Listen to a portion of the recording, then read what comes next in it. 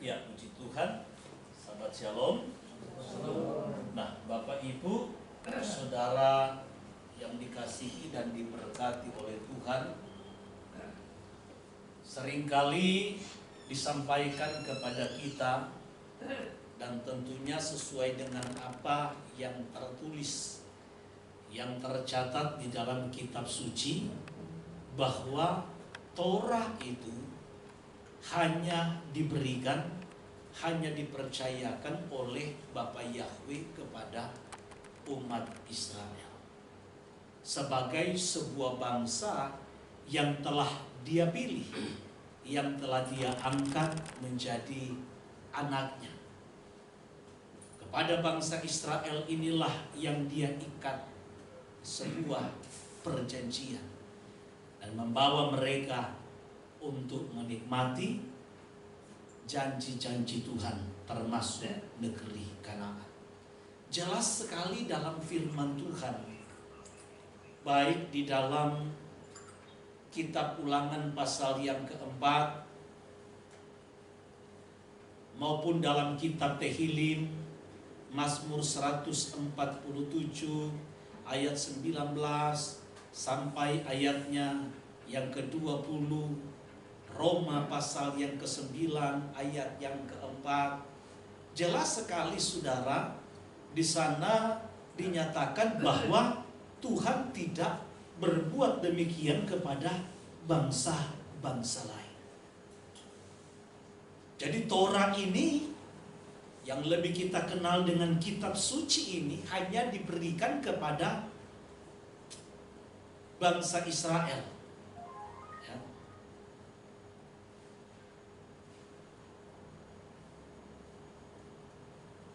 Dan saudara-saudaraku yang dikasihi Tuhan, kita pun ketahui bersama bahwa kekristenan itu berasal dari yang namanya Yudaisme.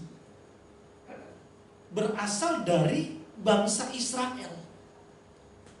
Yang pulang pasca pembuangan Babel ini kan hanya dari suku Yehuda dan juga Benyamin atau Israel Selatan. Sehingga dari situlah muncul istilah yang namanya Yahudi. Ya. Jadi di zaman Yeshua itu, di zaman Yeshua justru orang-orang Samaria yang tadinya ibu kota dari Israel Utara itu sudah tidak dianggap lagi sebagai bagian daripada bangsa Israel, ya. Karena Samaria itu sudah merupakan bangsa-bangsa campuran, ya. Ketika Asyur menaklukkan yang namanya Israel Utara, maka orang-orang Israel ini disebarkan di diaspora ke berbagai macam bangsa.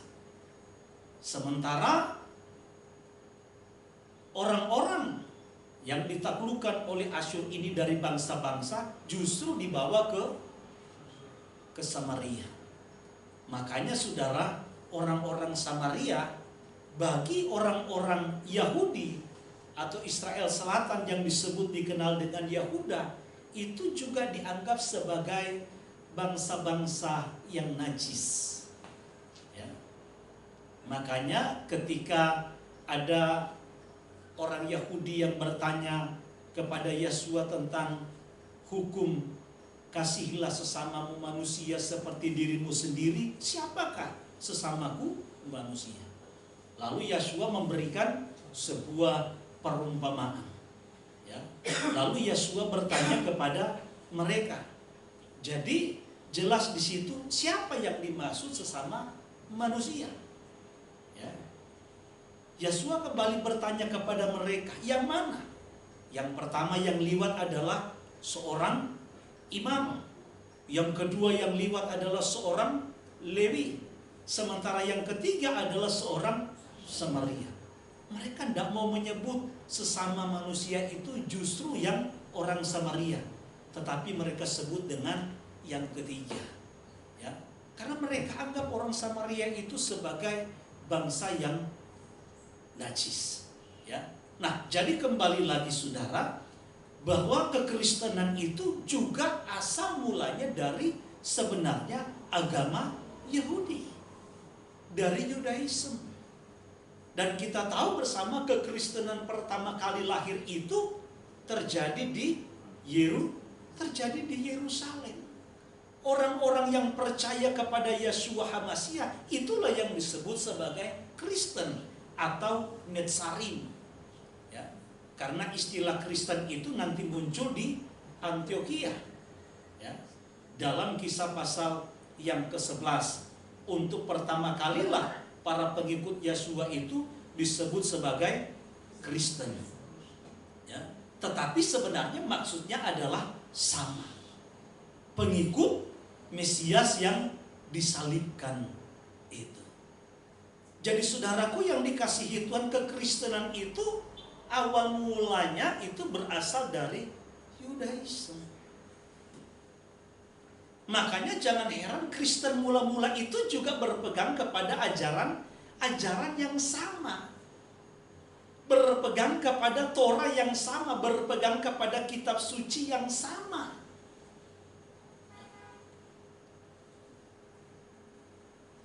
Hanya nanti berjalan dengan waktu, baru kemudian mulai kekristenan itu terkontaminasi.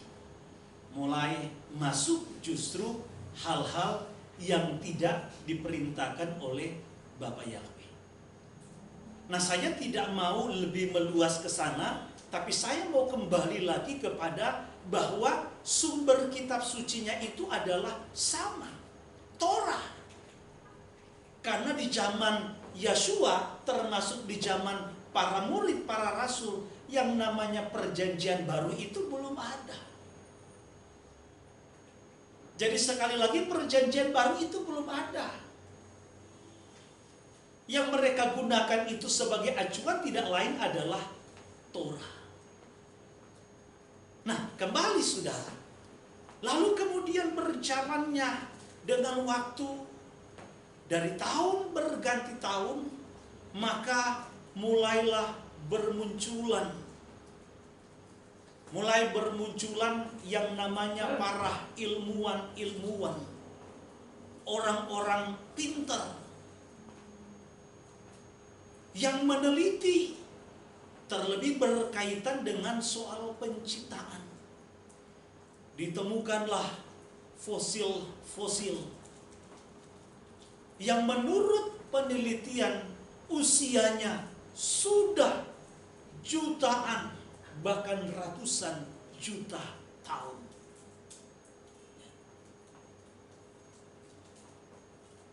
Nah, Bapak Ibu Saudara sekalian, dengan hasil penemuan-penemuan dari para ilmuwan ini, akhirnya mulailah dibenturkan dengan kitab suci yang kita yakini sebagai sumber kebenaran, yang tidak mungkin salah, dan satu-satunya sumber kebenaran. Sekali lagi, kitab suci itu sebagai satu-satunya sumber kebenaran. Kita meyakini bahwa kitab suci sebagai sumber kebenaran tentunya dengan iman. Berbeda saudaraku dengan para ilmuwan, bahkan yang boleh bilang kebanyakan di antara mereka justru yang anti akan Alkitab, anti akan kitab suci. Sehingga saudara, ya banyak juga para ilmuwan yang kalau percaya akan kitab suci, khususnya berkaitan dengan soal proses penciptaan atau keberadaan Tuhan serta keterlibatan Tuhan dalam proses penciptaan, itu dianggap sebagai ilmuwan yang bodoh, ya, alias ya tolol mungkin. Kenapa? Karena hasil penemuan, penelitian dari para ilmuwan ini, justru ada fosil-fosil yang sudah berusia ratusan juta tahun. Sementara kitab suci menerangkan, menuliskan, ya umur atau usia dari bumi ini tidaklah setua seperti apa yang ditemukan, yang diteliti oleh para ilmuwan. Nah, Bapak Ibu Saudara sekalian, ini penting sekali bagi kita untuk berakar di dalam kebenaran. Karena zaman sekarang biasanya anak-anak kita ini kan dari mereka kecil sudah dididik kebenaran. Di rumah mereka dinasihati dengan nasihat-nasihat yang baik oleh orang tua. Apalagi berkaitan dengan firman Tuhan, berkaitan dengan kitab suci.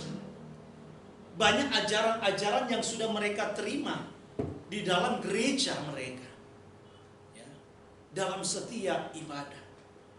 Tetapi beranjak mereka dewasa, apalagi kalau anak-anak kuliah, ya, bertemu dengan dosen-dosen yang yang anti akan Alkitab sebagai satu-satunya sumber kebenaran yang kita percaya melalui iman. Nah, akhirnya saudaraku, mereka memiliki celah untuk coba membenturkan.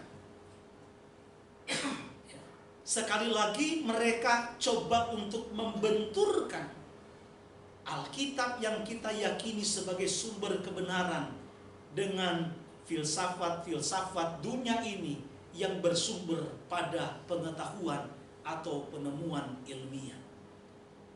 Sehingga akhirnya ketika orang itu tidak berakar di dalam kebenaran, dia tidak memiliki pemahaman firman Tuhan yang memadai. Ibarat saudaraku seorang yang mau berperang tanpa ada persiapan amunisi, tanpa ada persiapan perlindungan yang memadai, akhirnya dia akan menjadi sasaran empuk, mati konyol, dan akhirnya kalah.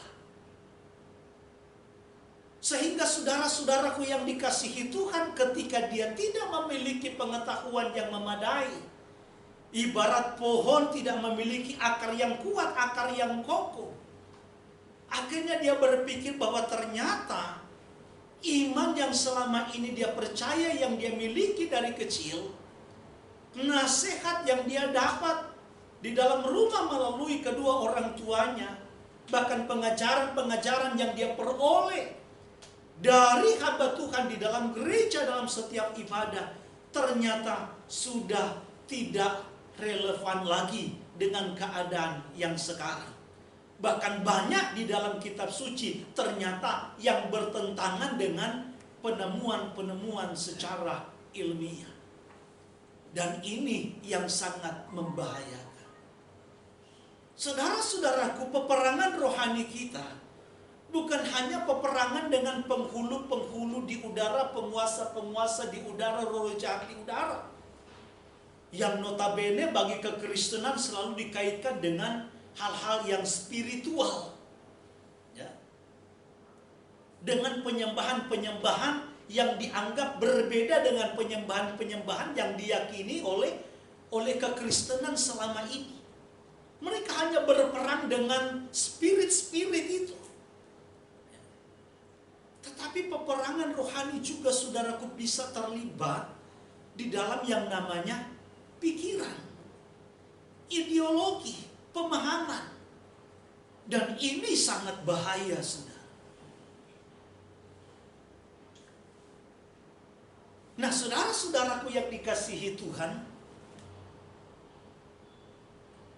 bahkan termasuk mungkin di kalangan ya sebagian besar mungkin penganut agama Katolik, bahkan termasuk di kelompok Nasrani pun sendiri, ada yang sungguh meyakini bahwa yang namanya proses penciptaan sampai kepada proses yang namanya air bah. Itu adalah sebuah cerita dongeng semata. Coba saudara. Kenapa? Karena banyak orang yang beranggapan bahwa firman Tuhan ini tidak lagi sejalan dengan yang namanya pengetahuan. Kitab suci ini sudah tidak sejalan lagi dengan yang namanya penemuan ilmiah. Maka firman Tuhan ini akhirnya dianggap sebagai sebuah cerita dongeng belaka. Dan ini yang berbahaya. Kita mengenal yang namanya sebuah teori evolusi. Bahwa proses terjadinya alam semesta ini itu bukan keterlibatan Tuhan untuk menunjukkan tentang keberadaan Tuhan. Tetapi ini terjadi karena 15 miliar tahun yang lalu terjadi sebuah ledakan yang sangat besar. Itu terjadi 15 miliar ribu tahun yang lalu. 15.000 miliar tahun yang lalu. Dan saudara bisa baca itu mungkin. Sekarang kan bisa diakses di internet. Terjadilah ledakan yang besar. Berkeping-keping. Nggak tahu terjadinya karena apa. Tapi yang jelas pernah terjadi ledakan yang besar. 10.000 miliar tahun yang lalu mulai terbentuklah yang namanya bintang-bintang. Lalu 5.000 miliar tahun yang lalu baru terbentuklah yang namanya planet-planet, termasuk yang namanya bumi. Ini berevolusi terus secara terus-menerus sampai akhirnya keadaan dunia sekarang. Makanya kita mengenal namanya keberadaan manusia ini pun terjadi dari sebuah evolusi. Yang kita kenal itu sebagai teori dari Darwin. Kenapa saudaraku? Karena coba memasukkan yang namanya pengetahuan, penemuan secara ilmiah.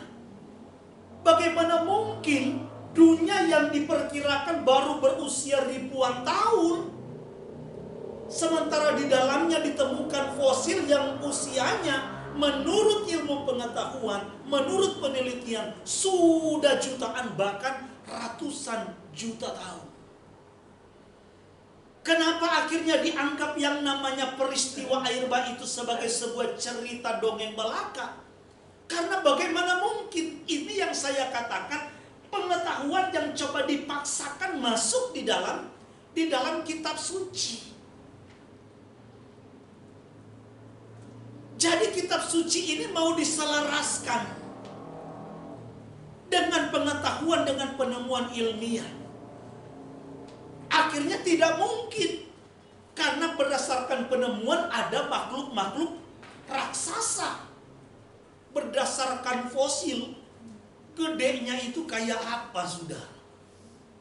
Nah sementara waktu Tuhan mau membersihkan bumi ini dengan air bah, sebagai sebuah bentuk penghukuman dan sebagai bentuk permulaan kehidupan yang baru dari keluarga Noah. Binatang-binatang yang suruh diselamatkan oleh Tuhan itu sepasang supaya bisa berkembang biak, beranak pinak.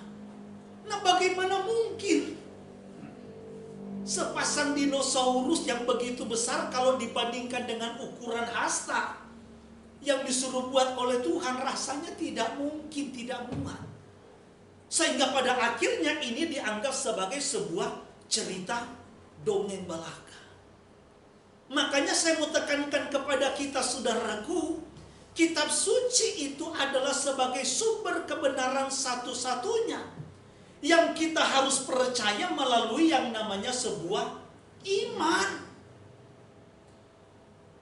yang harus kita percaya melalui sebuah iman.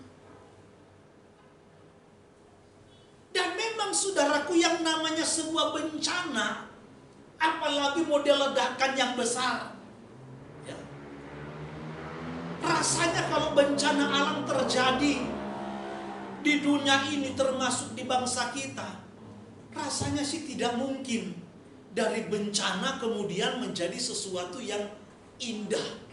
Ledakan yang besar, ya, taruhlah gunung meletus, ya, gunung meletus, ya pasti di bawahnya jadi berantakan, hancur, ya. Memang akan sangat bisa diterima dengan logika kita, kan membutuhkan waktu katanya miliaran tahun, dia berevolusi terus sampai akhirnya menjadi sesuatu yang indah seperti yang kita lihat dan nikmati saat ini.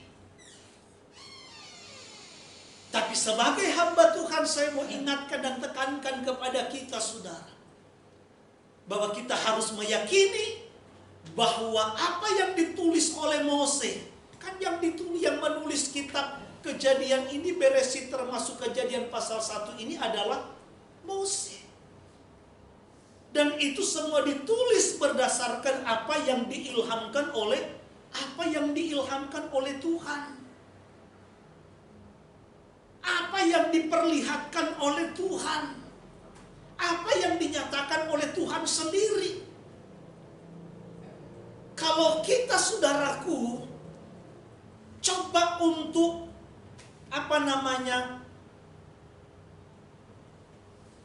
berpikir dengan rasio, dengan nalar kita pada akhirnya nggak akan mungkin percaya akan keabsahan kitab suci ini. Karena bagaimana mungkin seorang Mose bisa menceritakan tentang kejadian di Taman Eden misalnya, seperti parasa yang kita baca, kejadian tentang Noah misalnya, Abraham misalnya, sementara Mose tidak ada di sana.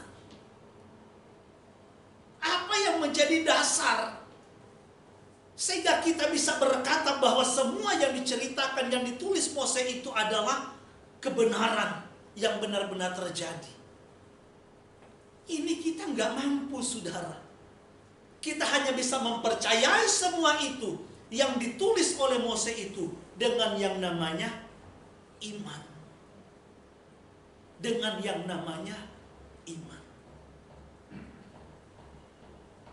Ada lagi yang menarik, saudara. Kalau kita lihat kembali dalam kitab Kejadian pasal yang pertama ayat 1, saya bacakan untuk kita semua. Perhatikan baik-baik. Pada mulanya Elohim menciptakan langit dan bumi. Bumi belum berbentuk dan kosong, gelap gulita menutupi samudra raya, dan roh Elohim melayang-layang di atas permukaan air. Berfirmanlah Elohim, jadilah terang, lalu terang itu jadi. Jadi sekali lagi, yang menciptakan langit dan bumi serta isinya itu adalah Elohim yang esa. Kita bisa melihat di sini bagaimana firman Tuhan mencatat dengan sangat jelas.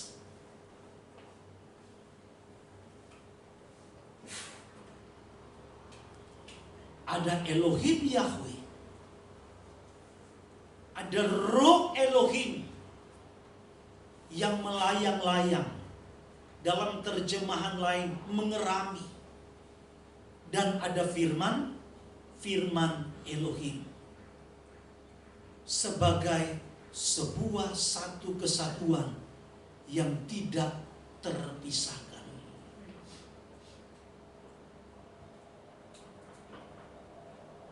Dan saudara-saudaraku yang dikasihi Tuhan, jadi jangan heran kalau di dalam Yohanan pasal yang pertama ayat yang ketiga, bahwa yang menciptakan itu adalah Sang firman.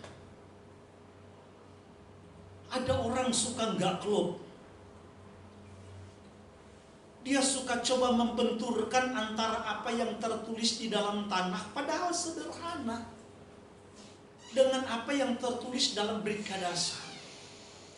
Karena di dalam tanah menjelaskan banyak ayat bahwa Yahweh lah yang mencipta langit dan bumi. Tapi di dalam berita dasar, dalam perjanjian yang baru, justru yang menciptakan itu adalah Sang Firman atau Yeshua. Lalu kemudian muncul pertanyaan, yang benar mana? Yang menciptakan Bapa Yahweh atau Sang Putra? Nah ini sudah, padahal sangat sederhana. Jelas sekali dalam Kejadian pasal yang pertama ayat 1 sampai yang ketiga, bahwa Tuhan menciptakan langit dan bumi, alam semesta ini dengan berfirman. Dengan berfirman.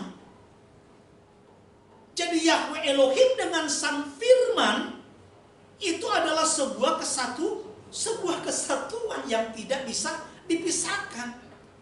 Jadi nggak salah kalau berita dasar bilang Sang Firman itulah yang menjadikan. Jadi Sang Firman ibaratnya itu sebagai eksekutor. Nggak ada yang salah dengan kitab suci. Nggak ada yang salah dengan firman Tuhan. Makanya selalu saya katakan, hati-hati. Kalau kita membaca firman Tuhan baik dalam tanah maupun dalam berita dasar, perjanjian lama dan perjanjian baru, seolah-olah ada ayat yang berbenturan, ada yang kontradiktif. Hati-hati. Karena tidak mungkin kitab suci itu ada yang sah, ada yang salah.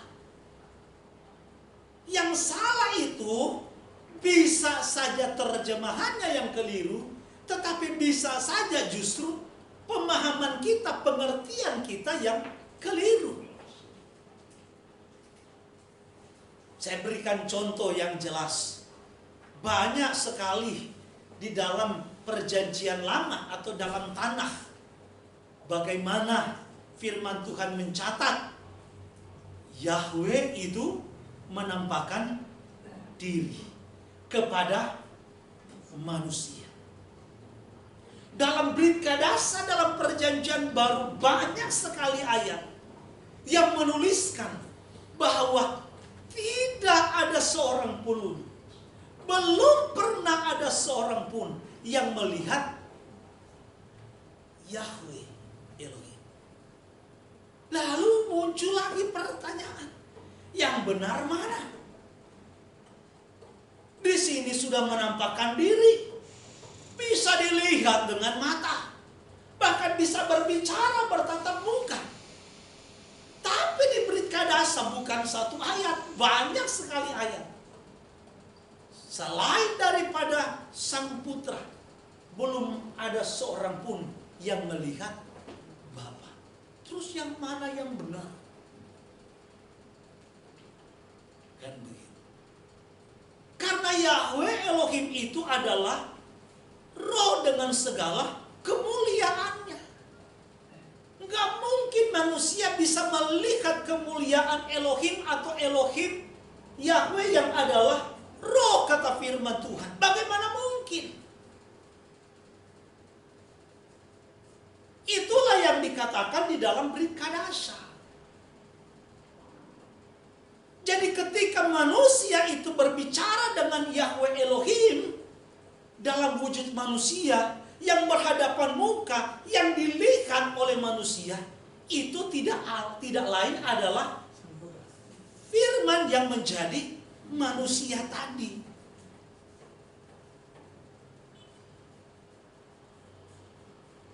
Bisa tangkap maksud saya?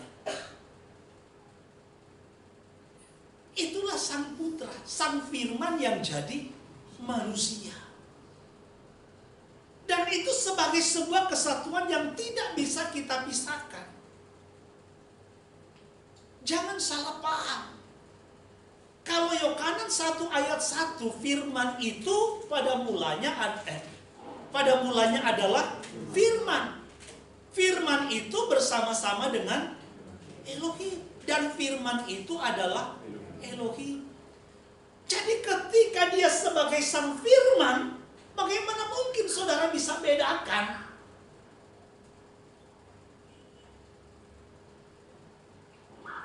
Ketika dia sebagai sang firman, mana mungkin saudara bisa bedakan?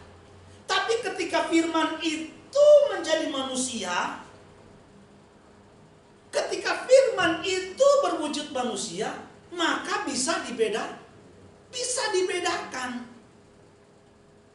Ngerti ya saudara?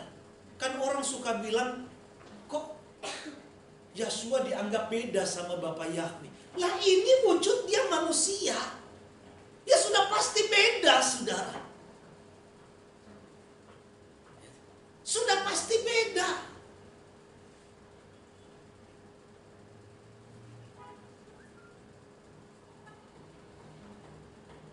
Jadi sekali lagi Bapak Ibu Saudara yang dikasihi Tuhan,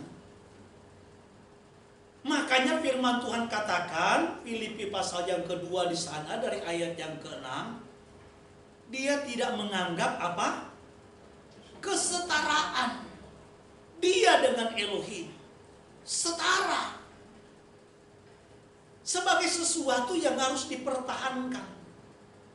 Tetapi dia mengosongkan dirinya, mengambil rubah seorang hamba. Jadi ketika dia menjadi manusia, hamba yang disebut di situ bisa dibedakan gak dengan Bapa Yahweh? Ya bisa. Makanya yang mati, yang disalibkan itu kemanusiaan. Firman yang menjadi manusia. Bukan Elohim yang mati. Bukan Tuhannya yang mati. Manusia yang mati.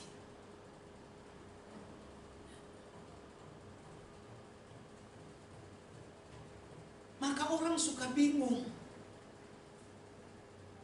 Lah waktu dia berdoa katanya siapa yang jawab? Kan dia adalah Yahweh Elohim itu sendiri. Nah ini yang keliru. Tidak bisa mendudukan ayat firman Tuhan itu secara tepat dan benar. Ya dia berdoa, dia kapasitas sebagai manusia. Berdoa kepada Bapa Yahweh yang adalah Roh dengan segala kemuliaannya.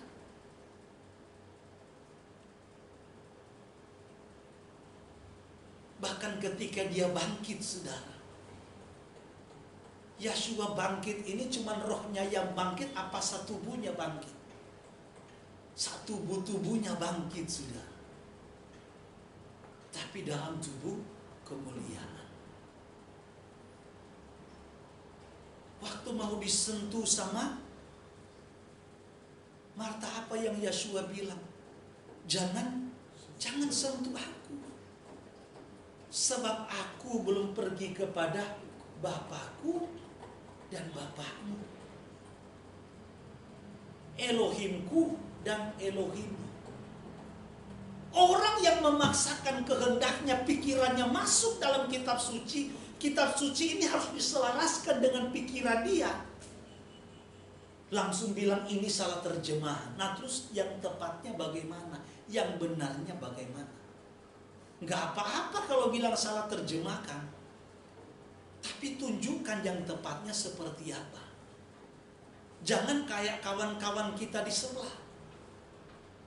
Sebutan Yahweh kepada Yod-Heh-Waw-Heh itu adalah sebutan yang keliru. Terus yang benar apa? Ya yang benar nggak tahu, nggak ada yang tahu. Lah kan lucu.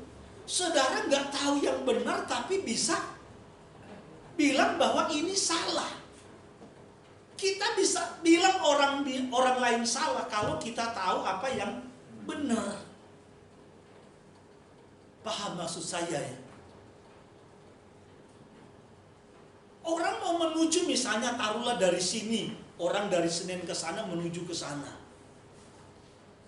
Tanya ke kita, Pak, saya mau ke Tanjung Priuk. Loh Bapak dari mana? Saya dari Senin. Ini mau mengarah katanya lewat Cilandak. Loh salah Pak. Kalau Tanjung Priok itu ke sono. Justru Bapak arahnya salah. Nah kita bisa bilang Bapak itu salah karena kita tahu posisi yang benar. Kan lucu kalau kita nggak tahu yang benar tapi kita bilang Bapaknya salah. Bapak kalau mau ke Priuk salah Pak. Terus yang benar kemana Pak? Yang nggak tahu. Ya bingung sudah. Bingung. Begitu juga. Kita harus berani menunjukkan terjemahan yang benar kepada orang. Berani mempertanggungjawabkan. Kalau kita bilang bahwa ternyata terjemahannya itu keliru alias salah.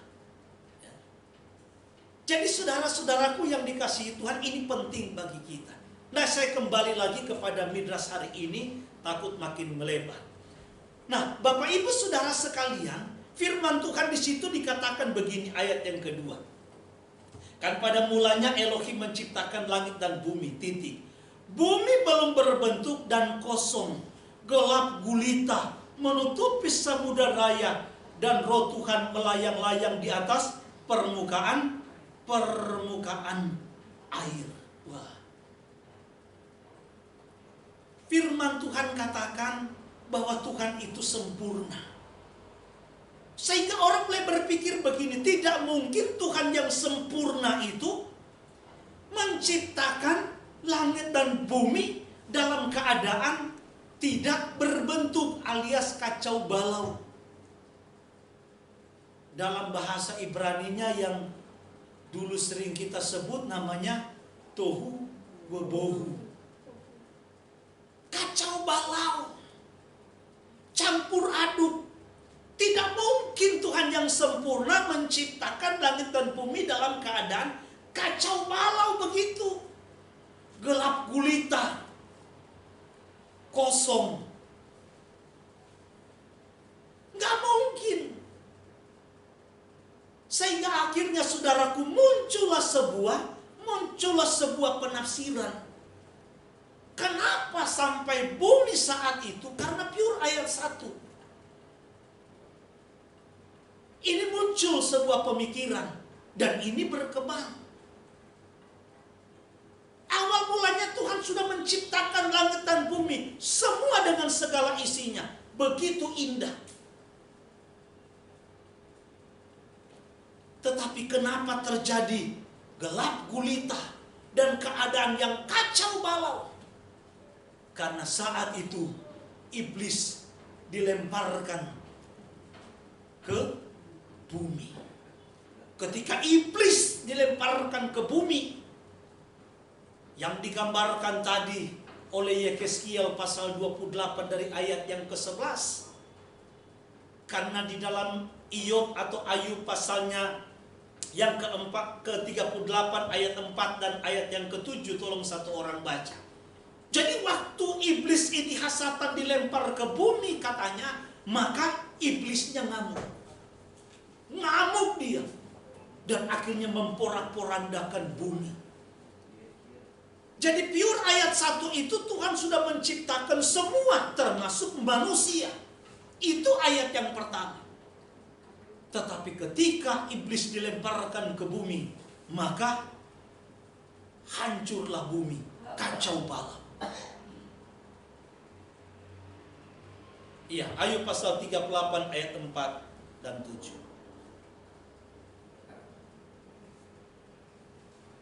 Di manakah engkau ketika aku meletakkan dasar bumi? Ceritakanlah, kalau engkau mempunyai pengertian. Ayat 7. Pada waktu bintang-bintang fajar bersorak-sorai bersama-sama dan semua anak Elohim bersorak-sorai. Siapa telah membendung laut dengan pintu ketika membuat keluar dari dalam rahim? Puji Tuhan Bapak Ibu Saudara, ketika kita tahu peristiwa Iyub ini atau Ayub, dia coba membela diri di hadapan Tuhan. Bahasa kasarnya, emang lu ini siapa? Waktu aku meletakkan dasar bumi, kamu di mana? Ketika bintang fajar bersorak, sorak-sorai. Ketika anak-anak Tuhan. Nah, anak-anak Tuhan dalam Ayub ini sebenarnya merujuk kepada malaikat. Anak-anak Tuhan itu merujuk kepada malaikat. Makanya kita bisa menemukan di Iyob pasal yang pertama ketika dewan musyawarahnya Bapak Yahweh, waktu anak-anak Tuhan itu datang juga si iblis alias bintang fajar atau Lucifer. Ya. Jadi bintang fajar ini dari Lucifer itu dari bahasa apa ya? Latin. Dari bahasa Latin. Itu bintang fajar. Jadi waktu anak-anak Tuhan datang menghadap Tuhan, itu bukan anak-anak Tuhan dalam konteks kita seperti sekarang. Tetapi yang dimaksud adalah malaikat Tuhan. Lalu datang juga katanya si iblis. Ini adalah malaikat yang jatuh. Yang digambarkan di dalam Yehezkiel pasal yang ke-28 yang dibuang. Yang dalam firman Tuhan ketika bintang fajar ini dibuang ke bumi, dilemparkan ke bumi, maka dia menyeret sepertiga bintang yang lain dengan ekornya. Jadi dia bawa pengikutnya. Dulu waktu saya membahas tentang doktrin malaikat, saya pernah menjelaskan. Karena Samayim itu bisa diterjemahkan dengan langit, bisa diterjemahkan dengan surga.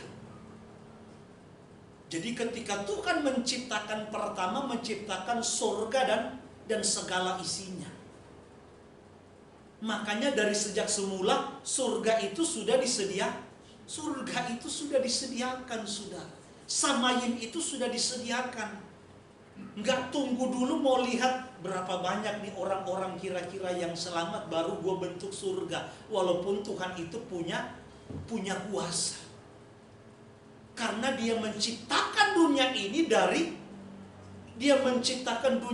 dari tidak ada menjadi ada.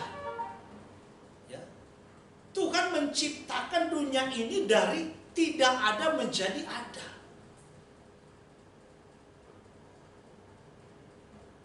Dalam Roma pasalnya yang ke-4 ayat yang ke-17, tolong Pak Rede baca. Roma pasalnya yang ke-4 ayat 17. Seperti ada tertulis, engkau telah menetapkan menjadi bapa banyak bangsa di hadapan Elohim, kepadanya ia percaya, yaitu Elohim yang menghidupkan orang mati dan yang menjadikan dengan firman-Nya apa yang tidak ada menjadi ada. Dia menjadikan dengan firman-Nya apa yang tidak ada menjadi ada. Karena memang dia yang maha kuasa. Memang kadang orang berpikir kan itu yang di Kejadian 1 ayat 1. Pada mulanya Elohim menciptakan langit dan bumi. Sudah selesai dia ciptakan. Itu yang tidak ada menjadi ada. Baru kemudian nanti di pasal 2 mulai ada dia membentuk, kemudian ada misalnya dari tanah liat, manusia dari tanah liat. Saudara, Kejadian 1 ayat 1 ibarat buku itu hanya sebuah judulnya saja.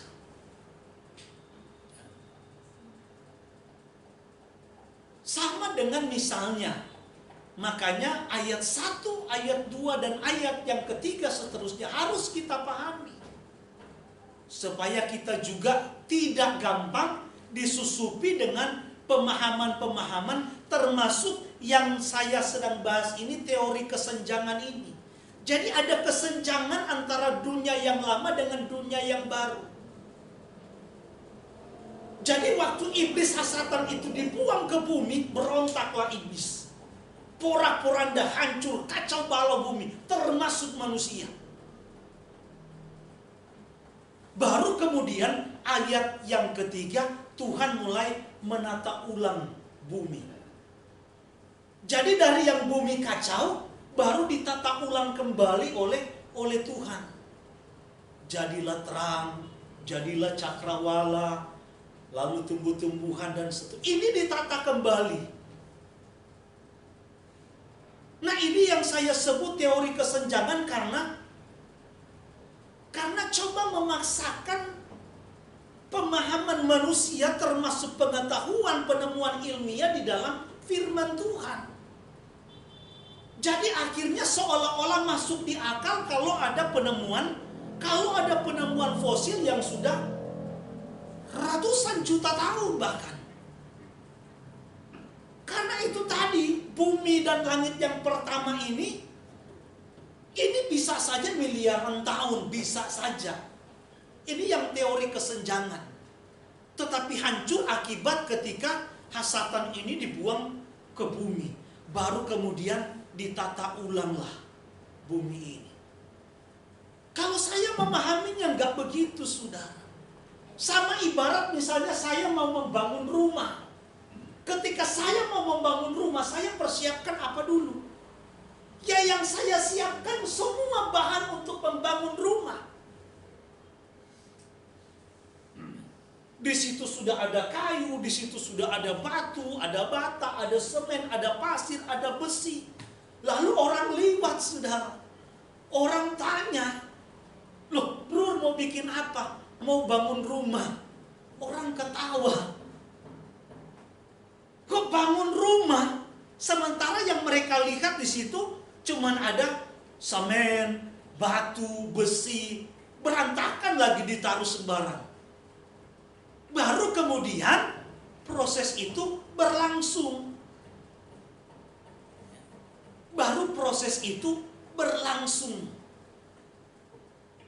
Hari pertama terang, hari kedua cakrawala, hari ketiga apa? Tumbuh-tumbuhan, hari keempat benda-benda penerang, hari kelima burung di udara, binatang-binatang di air, hari keenam binatang-binatang darat, dan kemudian manusia.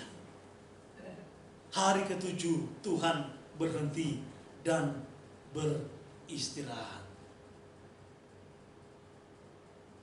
Nah, ada juga yang memahami bahwa Tuhan bukan menciptakan satu hari dalam proses penciptaan seperti kita sekarang terdiri dari 24 jam. Tidak. Tetapi satu hari yang dimaksud di dalam Alkitab itu bisa saja, ya, bisa saja miliaran tahun, bisa saja.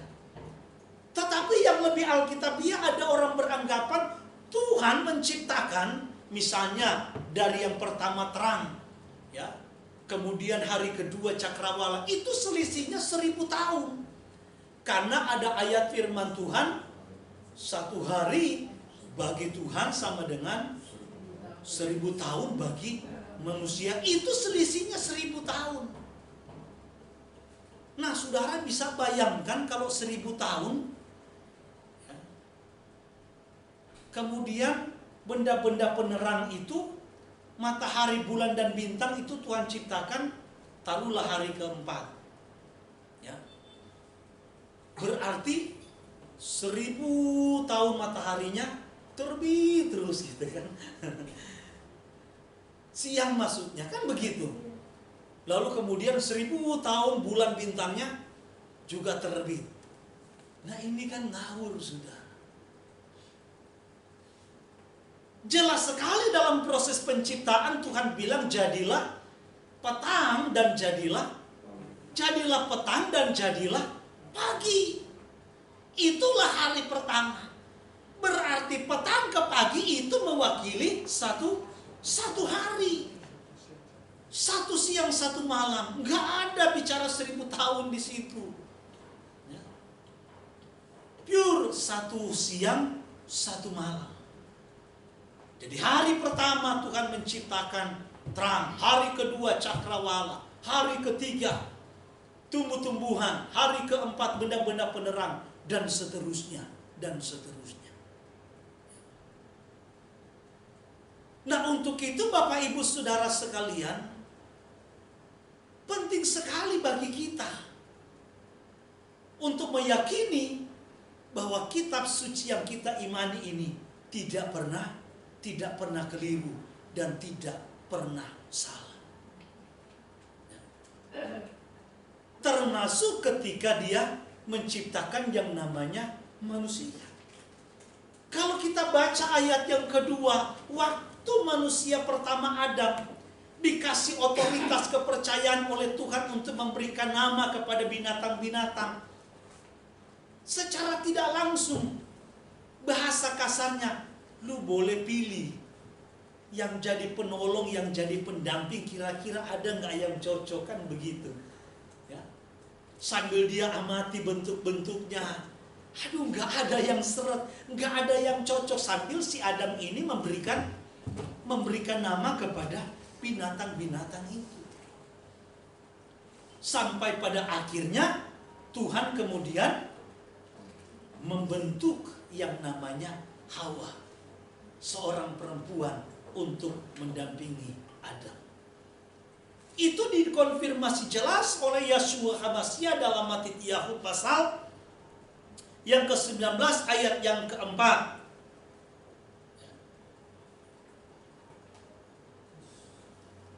Matius atau Matthieu pasal 19 ayat yang keempat.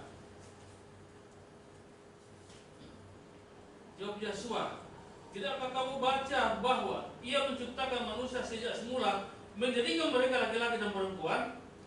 Jadi saudaraku, Yeshua memberikan konfirmasi sejak semula Tuhan menjadikan laki-laki, manusia itu laki-laki dan perempuan. Dan itu diteguhkan oleh Kisah pasal yang ke-17 ayat yang ke-26. Tolong satu orang baca. Kisah 17 ayat yang ke-26. Dan satu orang saja ia telah menjadikan semua bangsa dan umat manusia untuk mendiami seluruh muka bumi, dan ia telah menentukan musim-musim bagi mereka dan batas-batas kediaman mereka. Perhatikan baik-baik Kisah pasalnya yang ke-17 ayat yang ke-26. Dari satu orang inilah kemudian lahirlah bangsa-bangsa. Dari satu orang inilah beranak pinak menjadi suku dan menjadi bangsa. Dari manusia yang pertama, yaitu Adam, yang Tuhan ciptakan, yang Tuhan bentuk. Dikonfirmasi lebih jelas dalam 1 Korintus pasal 15 ayat yang ke-21 bahwa dari satu orang inilah, yaitu manusia pertama yang Tuhan ciptakan, Adam yang pertama inilah, dosa bisa masuk kepada semua manusia. Sehingga manusia disebut sebagai orang berdosa. Kalau ada manusia yang lain di luar daripada Adam, harusnya mereka juga bukan orang berdosa. Karena dosa nanti masuk sejak manusia pertama, yaitu Adam.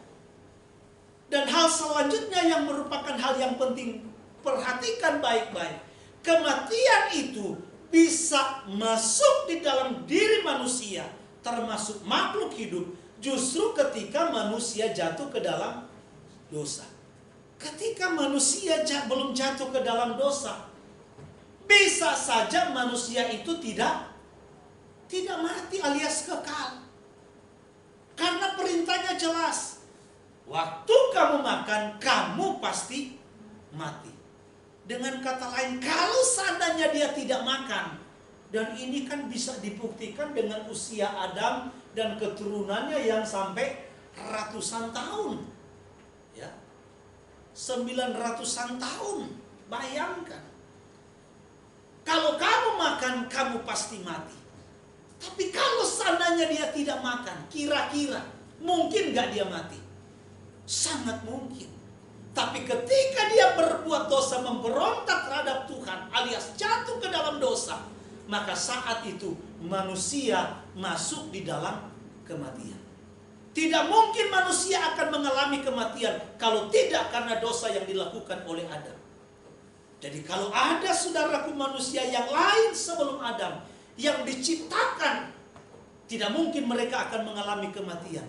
Karena jelas kematian itu akan masuk di dalam diri manusia, alias manusia itu akan masuk di dalam kematian. Karena akibat justru dari pelanggaran atau dosa.